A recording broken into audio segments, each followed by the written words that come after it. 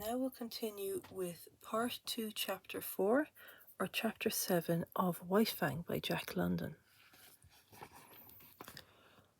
By the time his mother began leaving the cave on hunting expeditions, the cub had learnt well the law that forbade his approaching the entrance. Not only had this law been forcibly and many times impressed on him by his mother's nose and paw, but in him the instinct of fear was developing. Never in his brief cave life had he encountered anything of which to be afraid, yet fear was in him. It had come down to him from a remote ancestry through a thousand lives.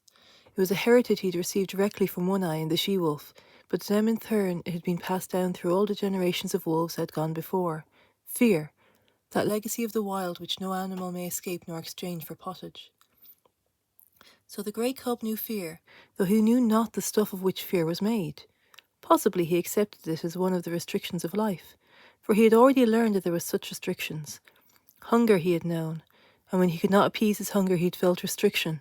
The hard obstruction of the cave wall, the sharp nudge of his mother's nose, the smashing stroke of her paw, the hunger unappeased by several famines, had borne in upon him all that was not freedom in the world. That to life there were limitations and restraints. These limitations and restraints were laws. To be obedient to them was to escape hurt and make for happiness. He did not reason the question out in this man fashion. He merely classified the things that hurt and the things that did not hurt, and after such classification he avoided the things that hurt, the restrictions and restraints, in order to enjoy the satisfactions and the remunerations of life. Thus it was that in obedience to the law laid down by his mother, and in obedience to the law that the unknown and nameless thing, fear, he kept away from the mouth of the cave. It remained to him a white wall of light. When his mother was absent he slept most of the time, while during the intervals that he was awake he kept very quiet, suppressing the whimpering cries that tickled in his throat and strove for noise. Once, lying awake, he heard a strange sound in the white wall. He did not know that it was a wolverine standing outside, all a-trembling with its own daring, and cautiously scenting out the contents of the cave. The cub knew only that the sniff was strange and something unclassified, therefore unknown and terrible, for the unknown was one of the chief elements that went into making of fear. The hair bristled up on the grey cub's back, but it bristled silently. How was he to know that this thing that sniffed was a thing at which to bristle? It was not born of any knowledge of his, yet it was the visible expression of the fear that was in him, and for which, in his own life, there was no accounting. But fear was accompanied by another instinct, that of concealment. The cub was in a frenzy of terror, yet he lay without movement or sound, frozen, petrified into immobility, to all appearances dead.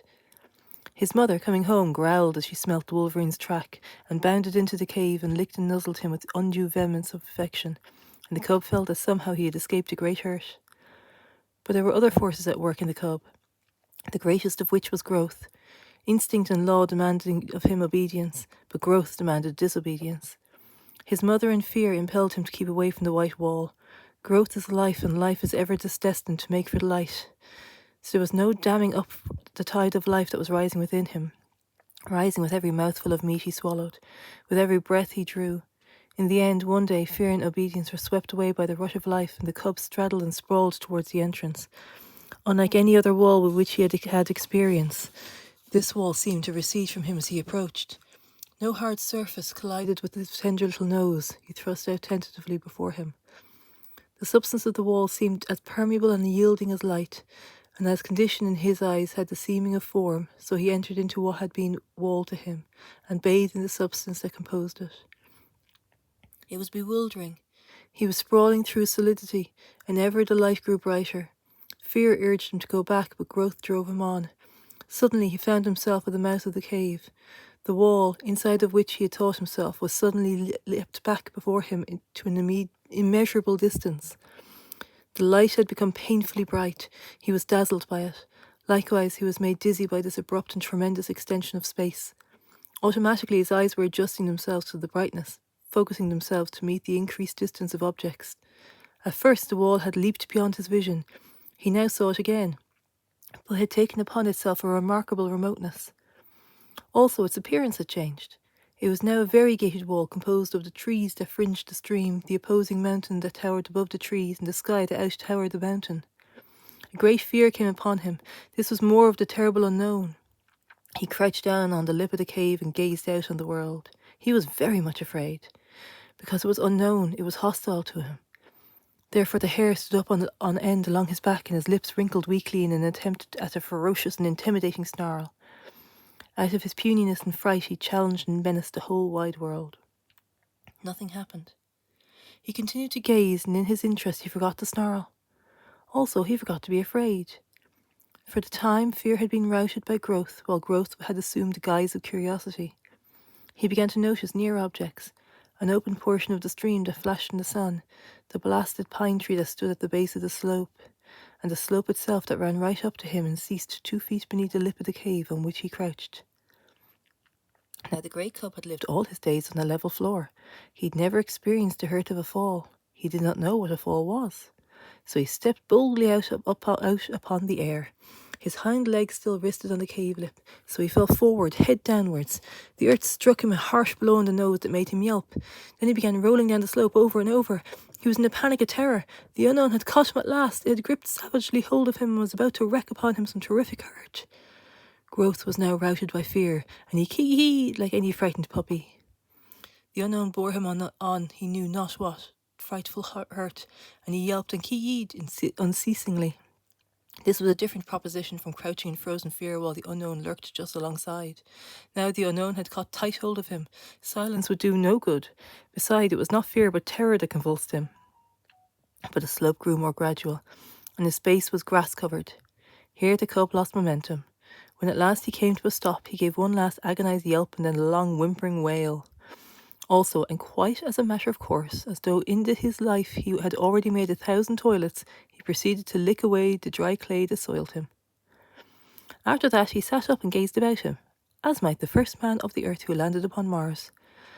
The cub had broken through the wall of the world, and unknown had let go its hold of him, and here he was without hurt. But the first man on Mars would have experienced less familiarity than did he. Without any antecedent knowledge, without any warning whatever that such existed, he found himself an explorer in a totally new world. Now that the terrible unknown had let go of him, he forgot that the unknown had any terrors. He was aware only of curiosity and all of the things about him.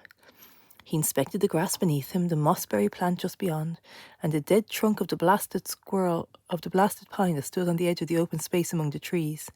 A squirrel running around the base of the trunk came full upon him and gave him a great fright. He cowered down and snarled, but the squirrel was as badly scared. It ran up the tree and from a point of safety chattered back savagely. This helped the cub's courage, and though the woodpecker he next encountered gave him a start, he proceeded confidently on his way.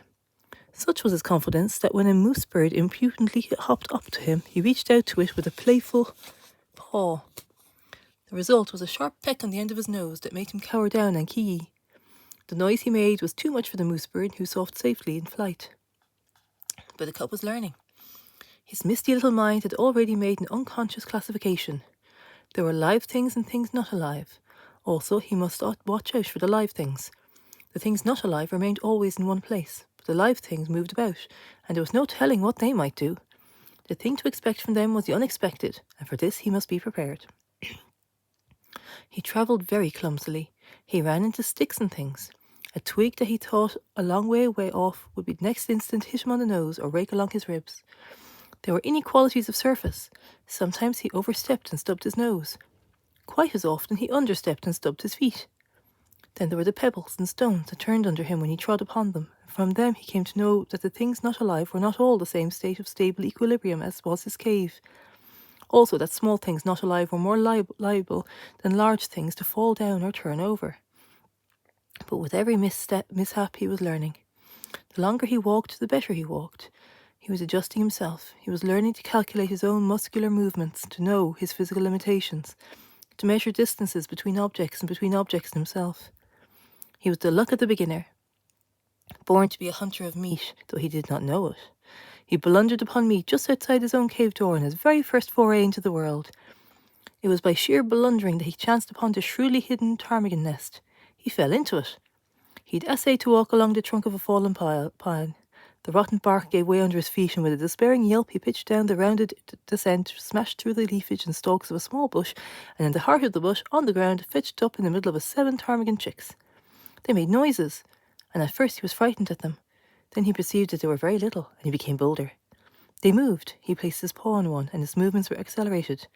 This was a source of enjoyment to him. He smelled it. He picked it up in his mouth. It struggled and tickled his tongue. At the same time, he was made aware of a sensation of hunger. His jaws closed together. There was a crunching of fragile bones, and warm blood ran in his mouth. The taste of it was good. This was meat, the same as his mother gave him, only it was alive between his teeth and therefore better. So he ate the ptarmigan.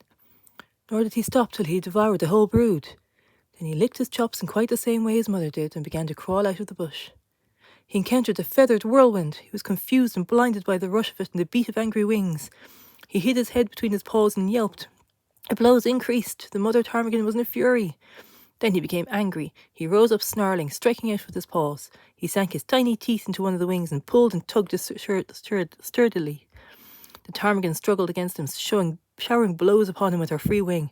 It was his first battle. He was elated. He forgot all about the unknown. He was fighting, tearing at a live thing that was striking at him. Also, this live thing was meat. The lust to kill was on him. He had just destroyed little live things.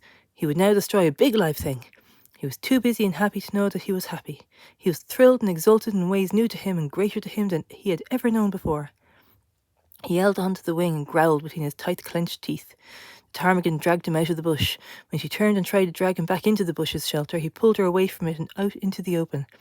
And all the time she was making outcry and striking with her free wing, while feathers were flying like a snowfall. The pitch to which he was aroused was tremendous. All the fighting blood in his breed was up in him and surging through him. This was living, though he did not know it. He was realizing his own meaning in the world. He was doing that for which he was made, killing meat and battling to kill it. He was justifying his existence, that which life can do no greater, for life achieves its summit when it does to the utmost that with which it was equipped to do. After a time, the ptarmigan ceased her struggling. He still held her by the wing, and they lay on the ground and looked at each other. He tried to growl threateningly, ferociously. She pecked on his nose, which by now, what of previous adventures, was sore. He winced but held on. She pecked him again and again. From wincing he went to whimpering. He tried to back away from her, oblivious to the fact that by his hold on her he was dragging her after him. The rain of pecks fell on his ill-used nose. The flood of flight ebbed down in him, and releasing his prey, he turned tail and scampered off across the open in glorious retreat. He lay down to rest on the other side of the open, near the edge of the bushes, his tongue lolling out, his chest heaving and panting, his nose still hurting him and causing him to continue to whimper. But as he lay there, suddenly there came to him a feeling as of something terrible impending. The unknown with all its terrors rushed upon him, and he shrank back instinctively into the shelter of the bush.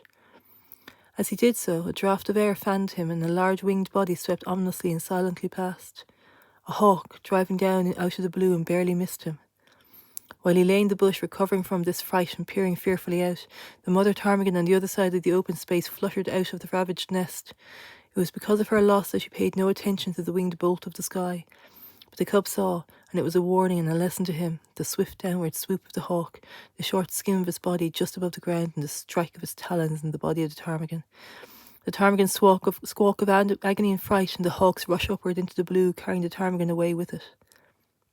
It was a long time before the cub left his shelter. He had learned much.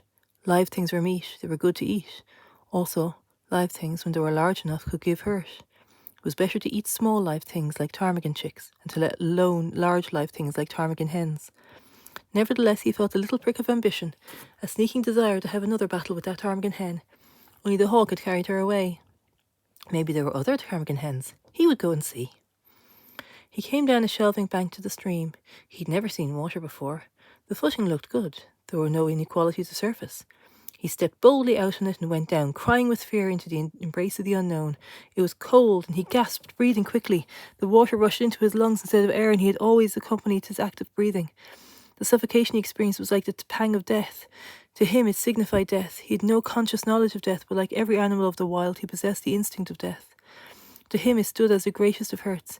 It was the very essence of the unknown. It was the sum of the terrors of the unknown, the one culminating in unthinkable catastrophe that could happen to him, about which he knew nothing and about which he feared everything. He came to the surface, and the sweet air rushed into his open mouth. He did not go down again. Quite as though it had been a long-established custom of his, he struck out with all his legs and began to swim. The near bank was a yard away, but he'd come up with his back to it, and the first thing his eyes rested upon was the opposite bank, towards which he immediately began to swim. The stream was a small one, but in the pool it widened out to a score of feet. Midway in the passage, the current picked up the cub and swept him downstream. He was caught in a miniature rapid at the bottom of the pool. There was little chance of swimming. The quiet water had become suddenly angry. Sometimes he was under, sometimes on top. At all times he was in violent motion, now being turned over and around and again being smashed against a rock, and with every rock he struck, he yelped. His progress was a series of yelps from which might have been adduced the number of rocks he encountered. Below the rapid was a second pool, and here, captured by the eddy, he was gently borne to the bank and as gently deposited on a bed of gravel. He crawled frantically clear of the water and lay down. He'd learned some more about the world. Water was not alive, yet it moved. Also, it looked as solid as the earth, but was without any solidity at all. His conclusion was that things were not always what they appeared to be. The cub's fear of the unknown was an inherent distrust, and it had now been strengthened by experience. Henceforth, in the nature of things, he would possess the abiding distrust of appearances. He would have to learn the reality of a thing before he could put his faith in it. One other adventure was destined for him that day. He'd recollected there was such a thing in the world as his mother. And then there came to him a feeling that he wanted her more than all the rest of the things in the world. Not only was his body tired with the adventures he had undergone, but his little brain was equally tired.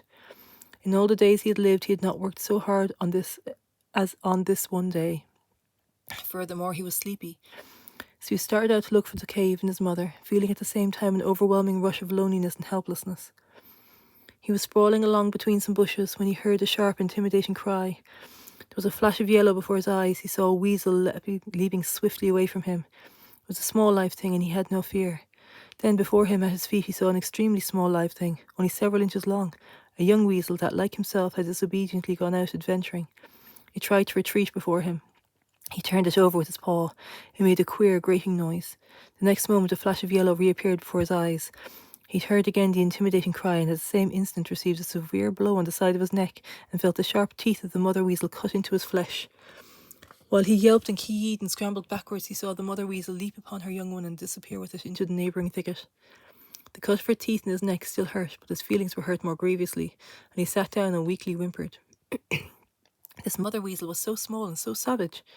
He was yet to learn that for size and weight the weasel was the most ferocious, vindictive and terrible of all the killers of the wild. But a portion of this knowledge was quickly to be his. He was still whimpering when the mother weasel reappeared. She did not rush him, and now that her young one was safe, she approached more cautiously, and the cub had full opportunity to observe her lean, snake-like body, and her head, erect, eager, and snake-like itself. Her sharp, menacing cry sent the hair bristling along his back, and he snarled warningly at her. She came closer and closer. There was a leap swifter than his unpracticed sight, and the lean, yellow body disappeared for a moment out of the field of his vision. The next moment she was at his throat, her teeth buried in his hair and flesh. At first he snarled and tried to fight, but he was very young, and this was only his first day in the world, and his snarl became a whimper, his fight a struggle to escape. The weasel never relaxed her hold. He hung on, striving to press down with her teeth to the great vein where his lifeblood bubbled. The weasel was a drinker of blood, and it was ever her preference to drink from the throat of life itself. The grey cub would have died, and there would have been no story to write about him, had not the she-wolf come bounding through the bushes. The weasel let go of the cub and flashed at the she-wolf's throat, missing but getting a hold of her jaw instead. The she-wolf flirted her head like a snap of a whip, breaking the weasel's hold and flinging her high in the air. And still in the air, the she-wolf's jaws closed on the lean yellow body, and the weasel knew death itself between the crunching teeth. The cub experienced another access of affection on the part of his mother. Her joy of finding him seemed greater even than his joy of being found. She nuzzled him and caressed him and licked the cuts made in him by the weasel's teeth. Then between them, mother and cub, they ate this blood drinker, and after that went back to the cave and slept.